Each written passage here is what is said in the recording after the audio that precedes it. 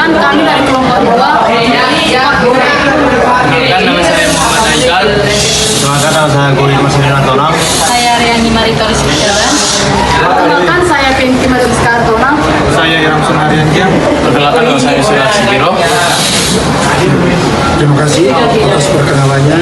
Saya atas nama Bapak Dr. Andes Arianto, mengajar SMK Negeri 1 Percuksetuan, pangkat Penyelenggaraan 4C, untuk mengampu mata pelajaran pendidikan jasmani, kesehatan, dan olahraga. Terima kasih.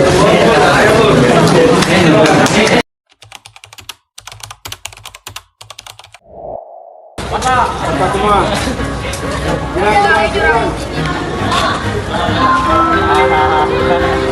Teman, rak, istilah teman, rak, bukan.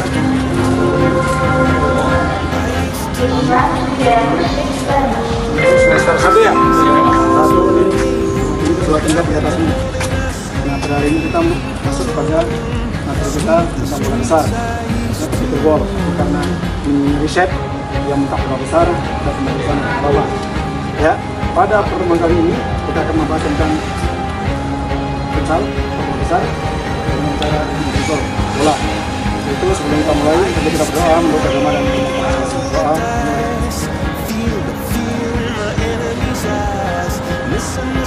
Selesai. Tangan, gerak.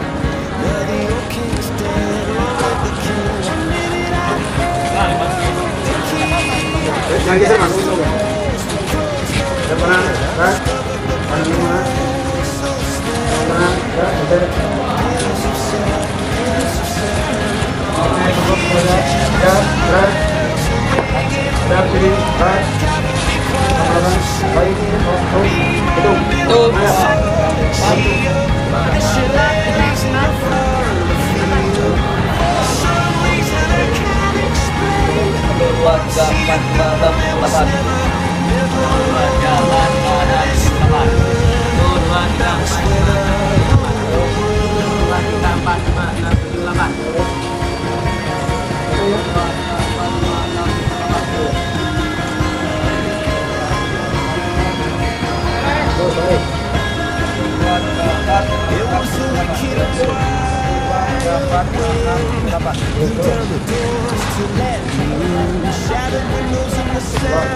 Dua, tiga, empat, lima, enam, tujuh, delapan.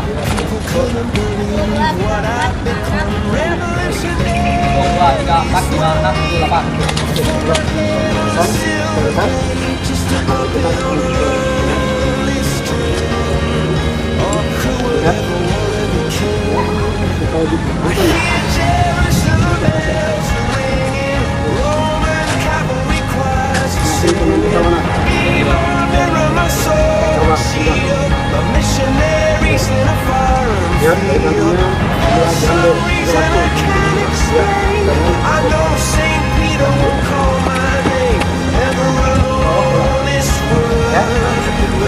Mulai go.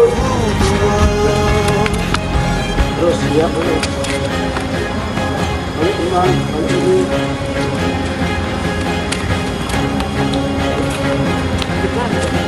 Oke, cukup kan diteruskan aja. Coba, semua harus bisa.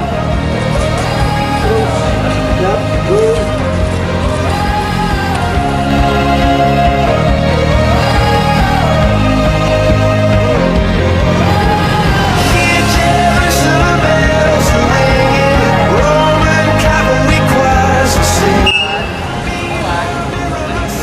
Siap, go.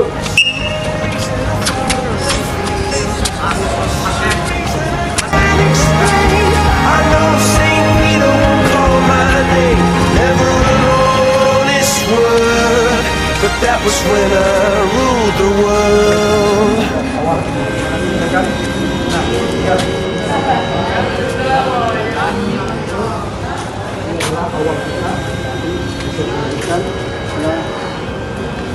Semua mencoba, dan kita lagi dengan bermain. Pertama-tama kita patut mengucap syukur kepada Tuhan Yang Maha Esa sehingga kita dapat berkumpul di tempat ini melakukan mini riset. Izinkan kami Pak mewawancarai Bapak tentang sepak bola Yang pertama itu, apakah Bapak menggunakan RPP di saat mengajar sepak bola? RPP itu wajib. Sebagai seorang guru itu menjadi pedoman bagi kita untuk melaksanakan proses pembelajaran, ya. Apalagi zaman sekarang, cuma RPP itu nggak fokus pada RPP-nya. Yang penting inti dan tujuan itu sampai kepada anak dan mampu dipahami oleh anak dan dilaksanakan di lapangan. Itu. Baik Pak, pertanyaan selanjutnya, bagaimana Bapak mempersiapkan materi pembelajaran kepada siswa-siswa? Kalau materi itu sudah dipersiapkan dari menyusun rencana pembelajaran dulu RPP-nya, baru proses pembelajaran. Jadi udah jelas pasti dipersiapkan, apalagi sekarang dengan deep learning, ya ada CV-nya, ada ATV-nya kan gitu. Itu udah disiapkan dulu, baru disampaikan kepada anak. Jadi dengan pengalaman yang kita sudah 29 tahun mengajar, itu sudah hampir seperti makan rutinitas sebagai guru penjas di SMK Negeri 1 Pucuk Situan. Bagaimana metode mengajar yang Bapak terapkan? Ya, banyak. Mau pakai demonstrasi atau coba-coba, yang penting metodenya bisa kena di siswa, bisa menarik, sehingga anak fokus kepada proses pembelajaran yang kita ajarkan. Nah, dan perlu digarisbawahi, kalau materi pendidikan jasmani, kesehatan dan olahraga itu pasti digemari anak. Kalau olahraga nggak digemari anak, itu adalah garis besar kepada oknum dunia. Nah, itu yang penting. Jadi nggak ada istilah belajar olahraga itu bosan, nggak ada. Mau sampai jam 3 pun kalau kita memberikan materinya itu mudah-mudahan tetap masih diperhatikan oleh anak. Ya, Bapak, apa tantangan Bapak saat mengajari para siswa-siswa Pak? Kalau saya nggak ada tantangan nggak ada. Saya lebih suka mengajar di SMK dibanding SMA, karena SMA itu banyak cewek, susah kita menerapkan aturan itu. Sehingga kelemahan-kelemahan banyak yang kita hadapi. Untuk menutupi kelemahan cewek itu apa metodiknya? Kita harus banyak metodik dan cara mendidik kita kepada siswa laki-laki dan perempuan. Apalagi banyak konsep mindset anak cewek itu dan cowok itu beda. Kita sebagai guru kita harus tahu mindsetnya kemana, kegemaran gimana dia. Kita harus tahu, dan caranya metodik yang gampang dipahami oleh anak. Kenapa ya penjas ini gampang dipahami? Kita nggak belajar teori, belajarnya teori sambil praktek langsung di lapangan, nggak pernah menyatat sih. Saya terapkan itu, jadi konsentrasi tetap ada.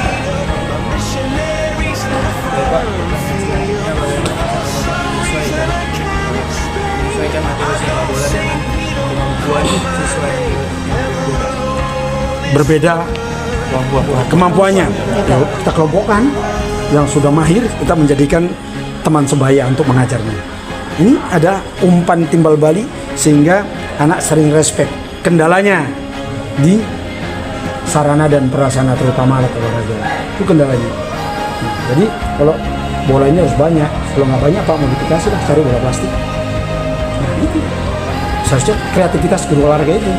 Nah, itu yang ditutup dulu seperti itu. Sekarang anak sekarang udah susah untuk mengkolaborasikan itu. Kalau nggak kita yang kreatif dan kita tidak mau keluar duit, ya susah. Apalagi di sini tantangan di SMK ini adalah menengah ke bawah. Jadi itu yang perlu diterapkan, dan olahraga di SMK itu hanya kelas 1 dan kelas 2, kelas 3 nggak ada. Dia full nggak ada, sehingga hanya sampai kelas 2. Itu yang perlu saya perjuangkan tahun 2018, nggak berhasil sampai sekarang. Kenapa? Puskur yang sudah mengatur katanya, pusat kurikulum di kementerian. Oke Pak, pertanyaan terakhir nih Pak. Bagaimana cara Bapak untuk lebih supaya pembelajaran penjas itu lebih disenangi siswa gitu Pak? Saya udah pasti senang. Kenapa? Yang penting penampilan gurunya dulu. Guru itu adalah motivator yang terbaik bagi pelatih penjas. Makanya saya kecewa sekali dengan alumni olahraga yang sekarang. Dia hanya menguasai satu bidang olahraga, voli aja nggak pandai, renang nggak pandai. Kalau zaman saya all round, dia mau apa ditantang boleh, mau tenis meja bola basket, silat, panahan, bulu tangkis, apalagi sekarang pickleball, kita babat semua. Senam, oke. Nah kalau kita all round, semua dapat. Itulah gambaran itu. Nah ini sekarang ini yang menjadi apa? Kelemahan zaman kami adalah di IT. Kalau sekarang lebih IT, keterampilan nggak dapat. Itu makanya saya sampaikan kepada senior-senior kami yang ada di Unimed atau adik-adik kami yang di Unimed itu, tolong ini diperdalam. Kemudian pesan untuk Fakultas Pendidikan Olahraga dan Kesehatan, pada saat PPL jangan dicampurkan dengan mata kuliah karena ini sangat mengganggu, tidak fokus, tidak 100% mendapat ilmu untuk proses pembelajaran di sekolah. Ini masukan untuk Unimed, terutama untuk adinda kami Prof. Imran, ya, tolong perhatikan itu, jangan dicampur adukkan antara PPL dan mata kuliah sehingga adik-adik kita nggak fokus untuk praktek pengalaman di lapangan itu. Kami kepada Prof, tolong ini diperhatikan. Ini kita malu nanti. Kami sebagai seniormu di sini mengingatkan kembali. Ya, harapannya Unimed segalanya in the best. Harapan saya itu. Oke, baik. Yang pertanyaan yang pertama kan Pak, RPP itu ada. Harus ada. Apakah boleh kami minta RPP? RPP kita sudah diserahkan sana. Buka di jalur aja di Google. Itu banyak RPP udah. Tinggal menyesuaikan aja. Kita udah serahkan ke kurikulum. Ya, Anda harus lebih kreatif, cari di learning, cari RPP-nya, longgar di situ. Baik, Pak. Oke. Oke, terima kasih Pak atas waktunya. Semoga wawancara hari ini dapat bermanfaat bagi kami, begitu juga bagi adik-adik peneliti nantinya. Dah? Terima kasih, Terima Pak. kasih ya, Yuk, Pak. ya, terima kasih.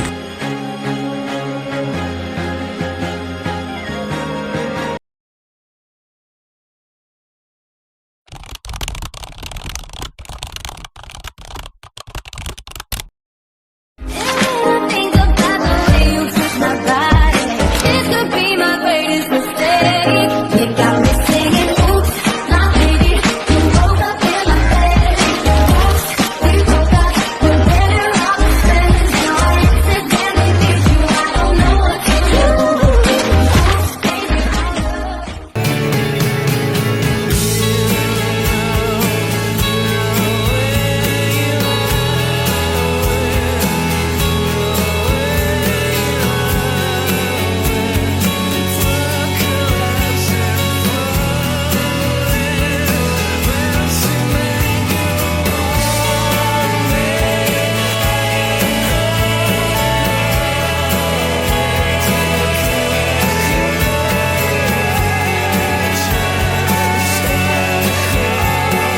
Riset kelompok 2. Jaya.